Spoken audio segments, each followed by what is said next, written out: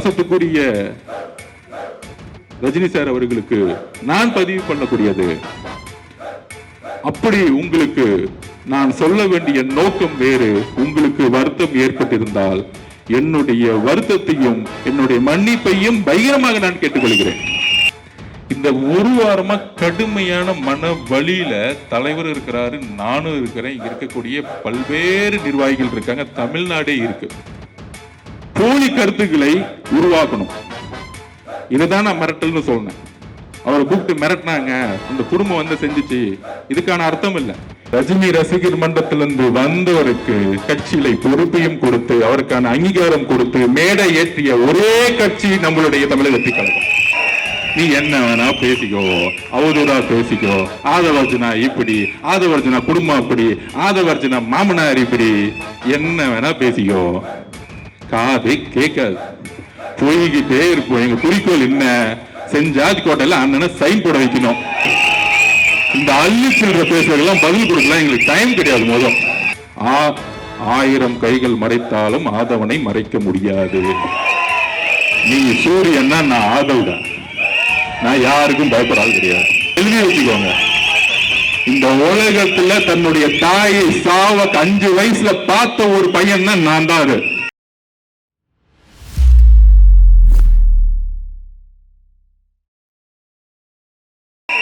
நீ என்ன வேணா பேசிக்கோ, அவதூறா பேசிக்கோ, ஆதவர்ஜுனா இப்படி, ஆதவர்ஜுனா குடும்பம் அப்படி, ஆதவர்ஜுனா மாமனார் இப்படி, என்ன வேணா பேசிக்கோ, காது கேட்காது, போய்கிட்டே இருப்போம். எங்க குறிக்கோள் என்ன? செஞ்சாதி கோட்டையில அண்ணனை சைன் போட வைக்கணும். அவ்வளவுதான் எங்க குறிக்கோள். இந்த அள்ளி சில்லற பேசுறதெல்லாம் பதில் கொடுக்கலாம், எங்களுக்கு டைம் கிடையாது. முதல் அப்ப இந்த திமுக வந்து எப்படி திசை திருப்பணுங்கிறதுக்கு நான் பதில் சொல்லணும். யாருக்காக பதில் சொல்லணும்? ஆதவர்ஜுனா பயந்துட்டாரு. 1000 கைகள் மறைத்தாலும் ஆதவனை மறைக்க முடியாது. நீ சூரியன்னா நான் ஆதவ் தான். நான் யாருக்கும் பயப்படாது கிடையாது. 5 வயசுலயே எங்க அம்மாவோட சாவை பார்த்தவன் நான். இதுக்கு மேல எவனையும் பயன்படுத்த முடியாது. எழுதி வச்சுக்கோங்க. இந்த உலகத்துல தன்னுடைய தாயை சாவ 5 வயசுல பார்த்த ஒரு பையன் தான் நான் தான். அது இதுலயே நான் அந்த பயத்திலிருந்து வெளியே வந்து இன்னைக்கு தமிழக மக்கள் முன்னாடி தைரியமா நிக்கிறேன்னா என் தலைவர் உண்மையா இருக்கிறாருங்கிற ஒரு வலிமை என்கிட்ட இருக்கு. என்கிட்ட எந்த போயும் கிடையாது. நான் யாரும் ஏமாத்தினது கிடையாது. எந்த கட்சிக்கும் துரோகம் செஞ்சது கிடையாது. நான் வேலை பார்த்தேன். அந்த இடத்துல உண்மை இல்லைன்னா நாங்க இருக்க மாட்டேன். அவ்வளவுதான் என்னுடைய வரலாறு. எங்க வேணா நான் போய் சொல்லுவேன். என்ன வேணா கேள்வி கேள்வி. அப்ப எங்க நம்ம சின்னவரான அசோக் அண்ணன் சொன்னாரு, நம்ம தோழர் 12 வருஷமா கூட இருக்கிறவர், அவருடைய உணர்வுக்கு பதிவு கொடுக்கணும் இல்ல. மீதி அள்ளுச்சில்றைக்கெல்லாம் நான் பதில் சொல்லிடலாம், டைம் வேஸ்ட் பண்ண மாட்டேன். அப்புறம் அசோக் அண்ணன் நம்ம கூட 12 வருஷமா இருக்கிறவர். நான் அவரை பத்தி சொல்லணும். 40 வருஷம் மரியாதைக்குரிய ரஜினி சார் அவர்கள் கூட இருந்தவர். நம்முடைய அன்புக்குரியவர் அவர். அதுல எந்த விதமான கருத்து வேறுபாடும் கிடையாது. எனக்கும் கருத்து வேறுபாடு கிடையாது. அப்படி 12 வருஷமா பழகினதுல ஒரு 30 நாளுக்கு முன்னாடி 2 மாசத்துக்கு முன்னாடியே சொன்னார், அரசியல்ல நான் வரணும்னு இருக்கேன். தலைவர் 40 வருஷம் இருந்துட்டேன். என்னுடைய மனைவி என்னுடைய மகள்லாம் வந்து விஜய் சாருடைய ரசிகர்கள். டிவிக்கு கட்சியில் நான் வந்து சேர்ந்தா நல்லா இருக்குமா? நான் ரஜினி ரசிகர் மன்றத்திலிருந்து வந்தேன், எனக்கான மரியாதை இருக்குமா அப்படின்னு கேட்டார். நான் சொன்னேன், டிவிகே கட்சிக்கு வரணும்னா ஒன்னே ஒண்ணுதான் குவாலிபிகேஷன். உண்மையா இருக்கணும், நேர்மையா இருக்கணும், அப்புறம் தைரியமா இருக்கணும். இந்த 3 குவாலிபிகேஷன் தான், வேற ஒண்ணுமே கிடையாது. உங்க அப்பா மினிஸ்டரா, எம்எல்ஏவா, பணக்காரனா, கோடீஸ்வரனா, எந்த குவாலிபிகேஷனும் அண்ணன் கிடையாது. இன்னைக்கு 234 வேட்பாளர்களை அண்ணன் உருவாக்குனாரு. அதுல பாதிக்கு மேற்பட்ட அல்ல, 3/4 வேட்பாளர்கள் ஒரு ஆட்டோ ஓட்டுநர், ஒரு மீனவர், ஒரு விவசாயி, கையில 10 லட்சம் கூட கிடையாது. ஆனால் அண்ணன் தேர்ந்தெடுக்கக்கூடிய வேட்பாளர்கள் யார் தெரியுமா? மக்களிடம் உண்மையாக நேர்மையாக ஒரு எம்எல்ஏ அடுத்த 5 வருஷம் மக்களை நேர்மையாக பார்க்கக்கூடிய ஒரு எம்எல்ஏ உருவாக்கிட்டு இருக்காரு. எது புரிஞ்சுக்கோங்க. எடுத்தோடனே உங்களை மாதிரி 50 கோடி இருக்குமா, 1000 கோடி செலவு பண்ண முடியுமா அவர் கேட்க மாட்டார். அப்ப நான் அசோக் என்ன சொன்னேன், சரிண்ணே அதெல்லாம் ஒன்றும் இல்லை, நீங்கள் வாங்கினேன்னு சொன்னேன். ஏன்னா ரஜினி ரசிகர்களுக்கு தெரியல உண்மை என்னன்னு. இந்த சூழ்ச்சியில் இப்போ நடுவில் பண்ணது யாருன்னு சொல்கிறேன், எக்ஸாம்பிளே சொல்கிறேன். அப்போ தலைவரை பார்க்க போகிறார் அசோக் அண்ணன். அசோக் ஒரு 5 பேர் அன்னைக்கு சேர்ந்தாங்க. நம்ம தனபால் சார் பையன்லாம் இருக்கார் பாருங்க, பழைய ஸ்பீக்கர், அவருடைய பையன்லாம் சேர்ந்தாரு. 4 பேர் பேசி முடிச்சாங்க. லாஸ்ட்ல தான் அண்ணன் போனார். என்னடா 40 நிமிஷமா பேசிக்கிட்டே இருக்காரு அவரும் ஒரு பையனும், என்னடா வெளியே வரவே மாட்டேங்கிறாரு அப்படின்னு. திடீர்னு கதவு திறந்து நான் பார்க்குறேன், 3 பேரும் பயங்கரமா சிரிச்சுக்கிட்டு இருக்காங்க. யாரு? நம்ம தலைவர் விஜய் சாரும் அசோக் சாரும் பையனும் சிரிச்சுக்கிட்டே இருக்கிறாங்க. ஆமா, அப்ப என்னடா இது பயங்கரமா சிரிச்சிருக்காங்க. அப்போ வந்து சரி டிஸ்டர்ப் பண்ணுவோன்னு வெளியே வந்துட்டேன். வந்த பிறகு அசோக் சார்கிட்ட கேட்டேன், என்ன அப்படி பேசிட்டு இருக்கீங்க அப்படின்னு. நம்ம தலைவரை பத்தி தெரிஞ்சுக்கணும். அப்ப அவர்கிட்ட கேட்டிருக்காரு, நான் 40 வருஷம் தலைவர் ரஜினி சார் கிட்ட இருந்துட்டு வந்துட்டேன், என்ன உங்களோட அக்செப்ட் பண்ணீங்களான்னு கேட்டார். அப்புறம் இன்னொன்னு சொன்னார், டிசம்பர் 12ஆம் தேதி ஆனா நியூஸ் பேப்பர்ல நான் விளம்பரம் கொடுப்பேன், நான் அவரை போய் பார்ப்பேன், அதெல்லாம் உங்களுக்கு பிரச்சனையான்னு கேட்கும் பொழுது, உங்களுக்கு தலைவர் எப்படியோ அதே மாதிரி நான் சினிமாவில் இருக்கும்போது எனக்கு ஒரு தலைவர்னு சொன்ன மனிதர் எங்களுடைய தலைவர். நீங்க போய் சிறப்பா செயல்படுங்க, உங்களுக்கு என்ன வேணும்னு கேட்டார். அப்ப அசோக் சார் சொன்னாரு, நான் ஹார்பர் தொகுதியில போய் வேலை பார்க்கிறேன். யாரு? அண்ணன் பாருங்க, சேகர் பாபு தொகுதியில வேலை பார்க்கிறேன். உடனே அப்ப சொன்னாரு, தாராளமா போய் வேலை பாருங்க அப்படின்னு கூப்பிட்டு அவருக்கு என்ன வேணுமோ பண்ணி கொடுங்க, கட்சியில அவருக்கு என்ன பொறுப்பு கொடுக்கணுமோ கொடுத்துருங்க அப்படின்னு சொன்ன தலைவர் எங்களுடைய தலைவர். இதெல்லாம் தெரிஞ்சுக்கணும். ரஜினி ரசிகர் மன்றத்திலிருந்து வந்தவருக்கு கட்சியில பொறுப்பையும் கொடுத்து அவருக்கான அங்கீகாரம் கொடுத்து மேடை ஏற்றிய ஒரே கட்சி நம்மளுடைய தமிழக வெற்றி கழகம். அப்ப நம்மளை டைவர்ட்லாம் எப்படி பண்ணுவாங்க, எப்படி போக்கஸ் பண்ணுவாங்க? அதுக்குதான் சென்னையில நடந்த ஆர்ப்பாட்டத்தை பத்தி பேசிட்டு இருந்தேன். அந்த ஆர்ப்பாட்டத்துல என்ன நடந்துச்சு? இது தலைவர் ரஜினி சார் அவர்களுக்கே தெரியும். அதை நான் வந்து எக்ஸ்பிளைன் பண்ண முடியல. என்ன எக்ஸ்பிளைன் பண்ணல? அன்னைக்கு 30 நிமிஷத்துக்கு மேல பேசிட்டு இருந்தேன், காவல்துறை நிப்பாட்டினாங்க.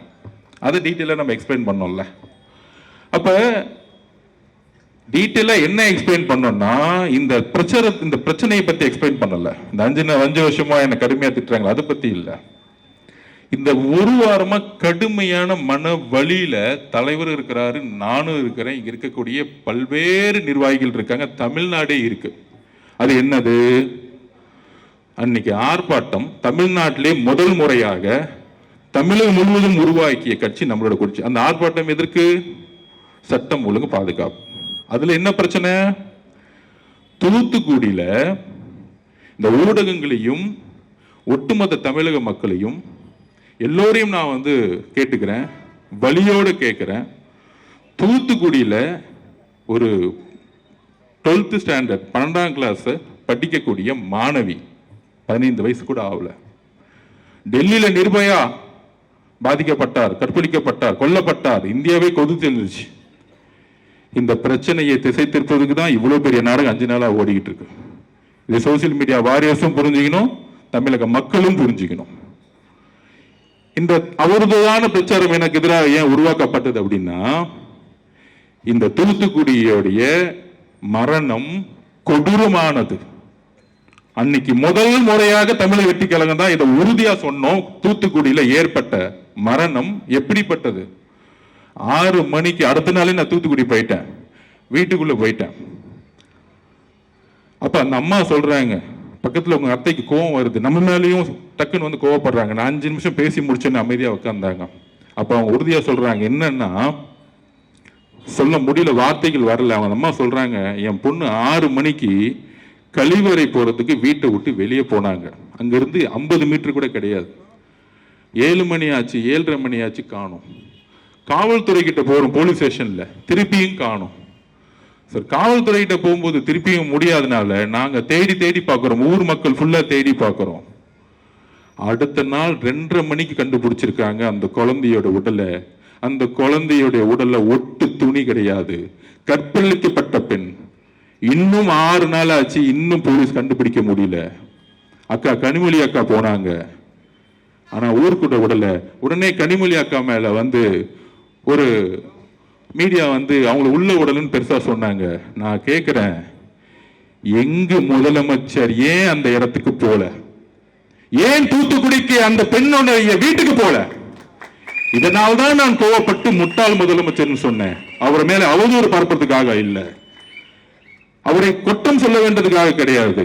ஒரு வழி, என்னுடைய வீட்டில் என் தங்கைக்கு இந்த உணர்வு ஏற்பட்டால் ஒரு அண்ணனாக என்ன கோபமோ அந்த கோபம் எனக்கு உண்மையிலே ஏற்பட்டது. அன்னைக்கு என்னுடைய பேச்சு கோபத்தில் வெளிப்பாடு, என்னுடைய உணர்விலிருந்து ஏற்பட்ட வெளிப்பாடு. அதனாலதான் அடுத்த நாளே 9 மணிக்கு நான் கிளம்பி தூத்துக்குடிக்கு போனேன். அதை கேட்கும் பொழுது இது அரசியல் அல்ல, நாம் எங்க வாழ்ந்துகிட்டு இருக்கோம், என்ன அரசியல் உருவாக்கிட்டு இருக்கோம். அக்கா கனிமொழியை திட்டுவாங்க, ஏன் ஒரு பெண்ணு தான் அந்த இடத்துக்கு போகணுமா? என்னோட சொந்த தங்கையா இருந்தா ஒரு ஆண் போகக்கூடாதா? எங்கே போனார் முதலமைச்சர் மு.க. ஸ்டாலின் அவர்கள்? அதுக்கு மேல என்ன வேலை இருக்கு உங்களுக்கு? எங்கே போனார் துணை முதலமைச்சர் உதயநிதி அவர்கள்?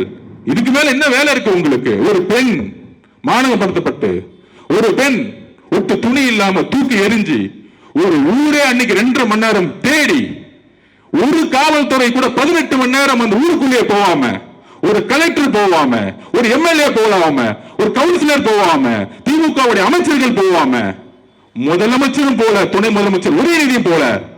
ஆனால் அன்னைக்கு நான் பேசிய ஒரு வார்த்தையை எடுத்துக்கிட்டு இந்த ஒரு வாரம் ஆதவர்ஜினாவை திட்டக்கூடிய இந்த திமுகவும் திமுகவுடைய ஊடகங்களும் மிகப்பெரிய அவமானப்படுத்தக்கூடியவர்கள். ஆதவர்ஜனா இதை வைக்கப்பட வேண்டியதில்லை. நான் எதற்கும் தைரியமானவன், எதற்கும் பயப்படாதவன். அச்சமில்லை, அச்சமில்லை, அச்சம் என்பதில்லையே. உச்சி நீதி மாறி இந்த வீடு போதிலும் அச்சமில்லை, அச்சம் என்பது 12 வயசுல படிச்சவன் பாரதியார் கவிதைய. உங்களுடைய தவறுகளை நாங்கள் உறுதியாக உண்மையாக எடுத்துரைத்துக் கொண்டே இருப்போம். இதுக்கு டிவிக்கு தவிர வேற எந்த கட்சியும் போல. எங்க போனது? திமுக கூட்டத்தில் இருக்க 22 கட்சி யார் பாதிக்கப்பட்ட பெண்ணுடைய வீட்டுக்கு போனாங்க? அந்த அம்மா கிட்ட பேச போனாங்களா? அந்த அம்மாவோட கோரிக்கை என்ன தெரியுமா? கடைசி நிமிஷத்துல இதை யாரு செய்தார்களோ அவர்களை இந்த சமூகத்தின் முன்பு நிறுத்துங்கள், அவர்களுக்கு தண்டனை வாங்கி கொடுங்கள். ஏனென்றால் என்னுடைய பெண் குழந்தை போல இன்னொரு பெண் குழந்தைக்கு தமிழ்நாட்டில் இந்த நிலைமை ஏற்படுத்த கூடாது சொன்னவர் என்னுடைய அம்மா. தூத்துக்குடியில் இருக்க பாதிக்கப்பட்ட அம்மா தன் குழந்தையை இறந்தாலும் அவர்கள் கவலைப்பட்டது இன்னொரு பெண் குழந்தைக்கு இந்த பிரச்சனை நடக்கக்கூடாதுன்னு பேசினாங்க என்கிட்ட. ஆனால் இதை மூடி மறைக்கணும். நிர்பயா சகோதரர் பாதிக்கப்பட்டது போல இந்த பிரச்சனையை தமிழக மக்களுக்கு கொண்டு போய் சேர்த்துடக்கூடாது. தலைவர் ரஜினி சார் அவர்களே, உங்கள் மீது எங்களுக்கு எந்த வெறுப்பும் கிடையாது, உங்கள் மீது எங்களுக்கு அன்பு மட்டும்தான் இருக்கிறது. இதை நான் உறுதியாக பதிவிடுகிறேன். நான் ஒரு சாமானியன், அதிகாரமே கிட்ட இல்ல, பணபலம் இல்ல. நான் இன்றைக்கும் ஒரு சாமானியன், ஒரு சாதாரண விவசாய வீட்டில் பிறந்த உணர்வு தான் இன்னைக்கும் இருக்கு.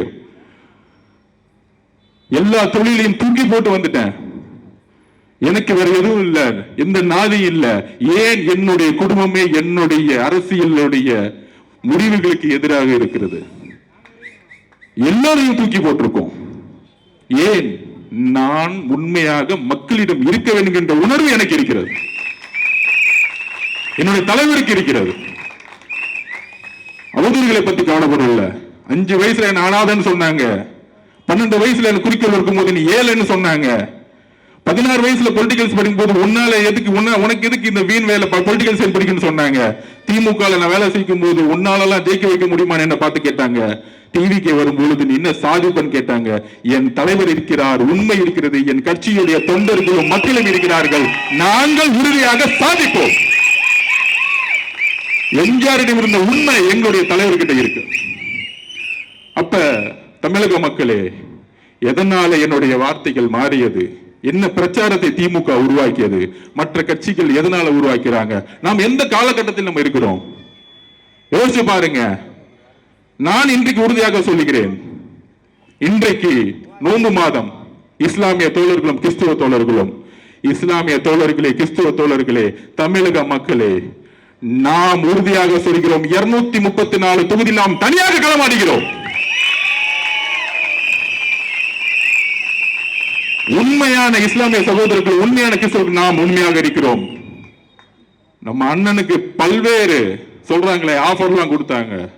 50-50, நீங்க 90, நான் 90, நீங்க முதலமைச்சர் 2 வருஷம், நான் முதலமைச்சர் 2 வருஷம், எல்லா ஆஃபரும் கொடுத்தாங்க.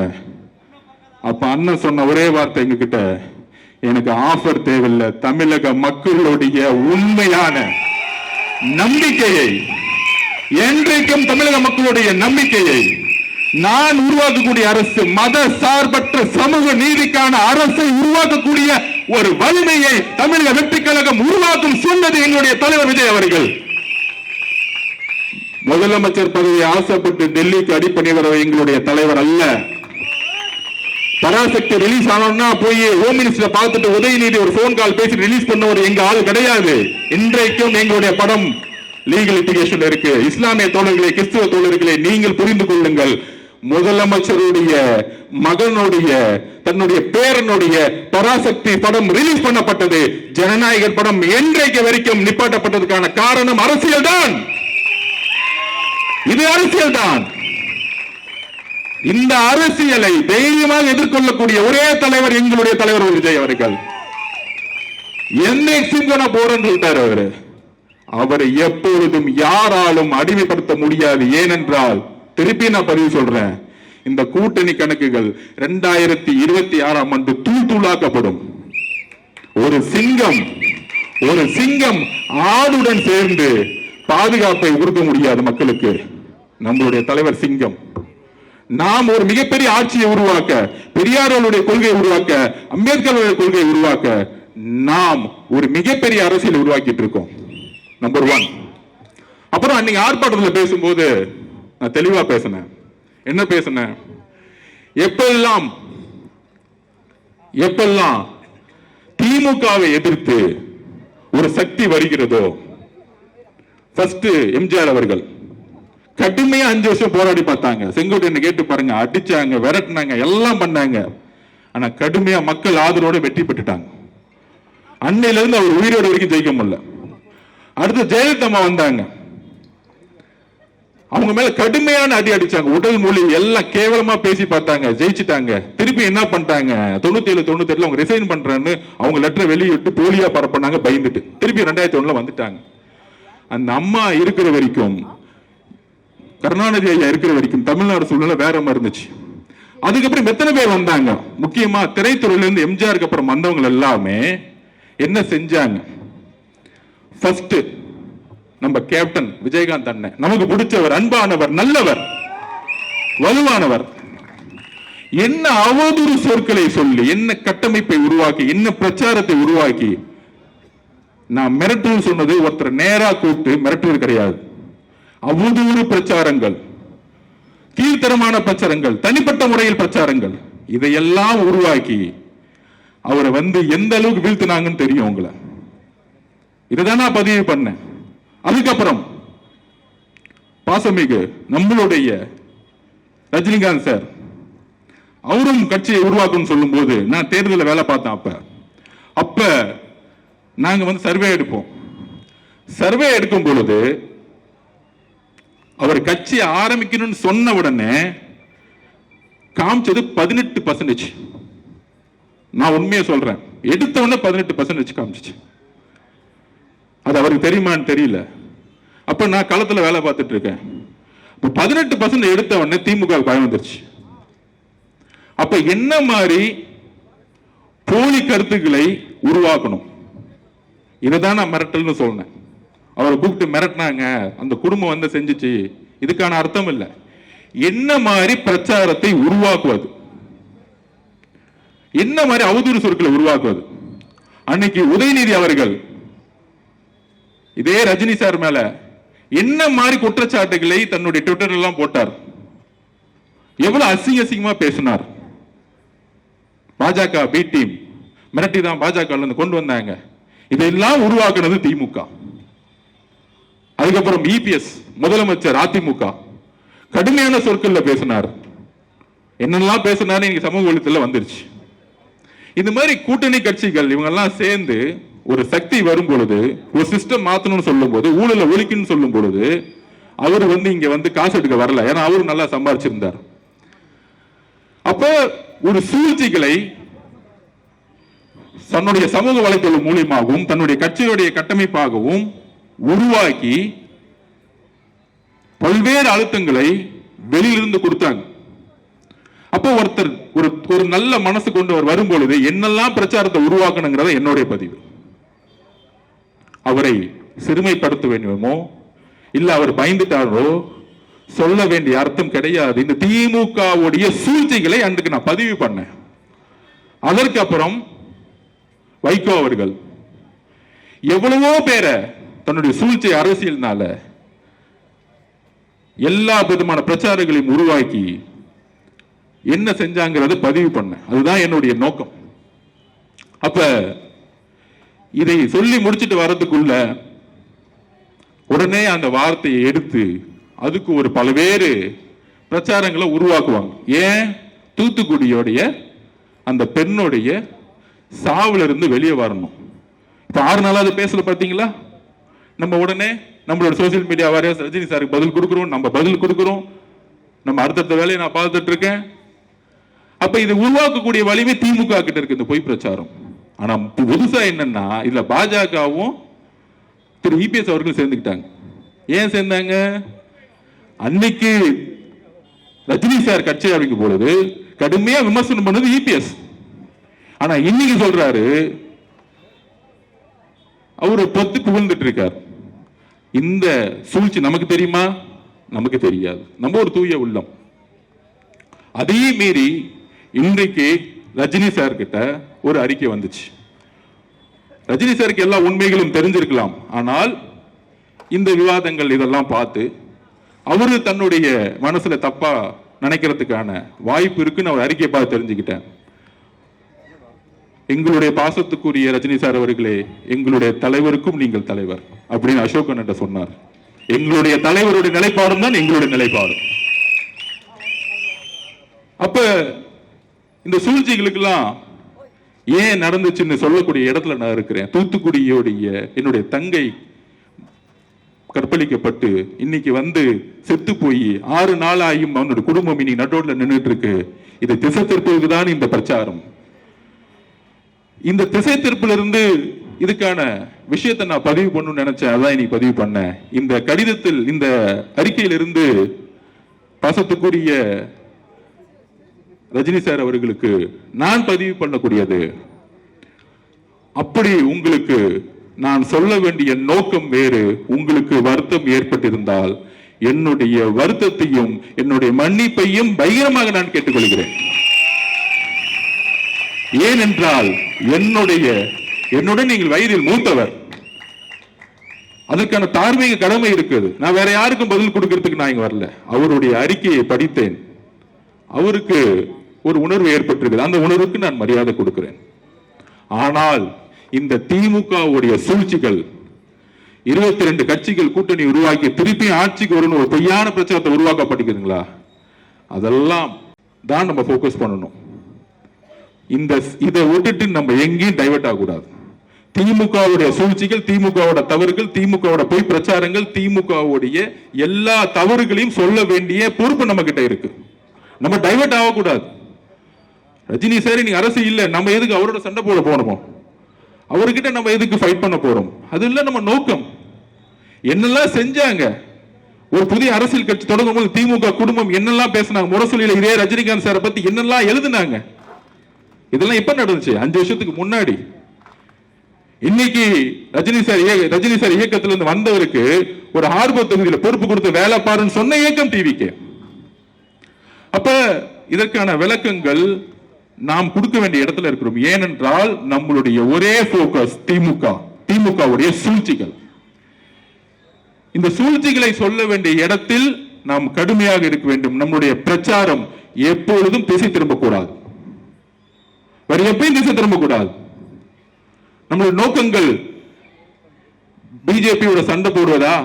ஆம், கொள்கை ரீதியாக நம்ம சண்டை போடுறோம், கடுமையா சண்டை போடுவோம். இதுல காம்ப்ரமைஸே கிடையாது. இன்னைக்கு தமிழக வெற்றி கழகம் தான் கொள்கை எதிரி முதல் நாள் டிக்ளேர் பண்ணாங்க. திமுக டிக்ளேர் பண்ண முடியுமா? திமுக முன்னாடியே, நான் திரும்பி சொல்றேன், திமுக முன்னாடியே பிஜேபி கூட சேர்ந்தது. இனிமேல் எதிர்காலம் சேர மாட்டான்னு சொல்ல முடியுமா? எப்ப வேணா சேருவாங்க அதிகாரத்துக்காக. ஆனால் கொள்கை எதிரின்னு சொன்ன இயக்கம் நம்மளுடைய கட்சி. அந்த அளவிற்கு நாம் கொள்கைகளை உள்வாங்கி 234 தொகுதிகளிலும் உறுதியாக உண்மையாக நாம் போட்டியிடுவதற்கு எல்லா விதமான மக்கள் ஆதரவு நமக்கு இருக்கு. எந்த அழுத்தங்களும் நமக்கு கிடையாது. எந்த அழுத்தங்கள் இருந்தாலும் நாம் எதிர்கொள்வோம். இதுதான் உண்மை. அதில் மிகப்பெரிய வெற்றியும் பெறுவோம். அதனால நம்மளுடைய கொள்கைகளும் கோட்பாடுகளும் தெளிவா இருக்கு. கொளத்தூர்ல ஆரம்பிச்சு முதலமைச்சர் இங்கு தோற்கடிக்கப்படணும். முன்னாள் முதலமைச்சர் ஆக்கக்கூடிய வலிமை கொளத்தூர் மக்களுக்கு இருக்கு. மு.க. ஸ்டாலின் அவர்கள் தோக்கணும்னா முதல்ல கொளத்தூர் மக்கள் வந்து நம்ம ஆரம்பிக்கணும். அவர் ஒன்னே ஒண்ணு செஞ்சிருக்காரு, ஒரு உண்மையை இங்க பண்ணிருக்கிறார், வாக்குறுதி நிறைவேற்றினார்.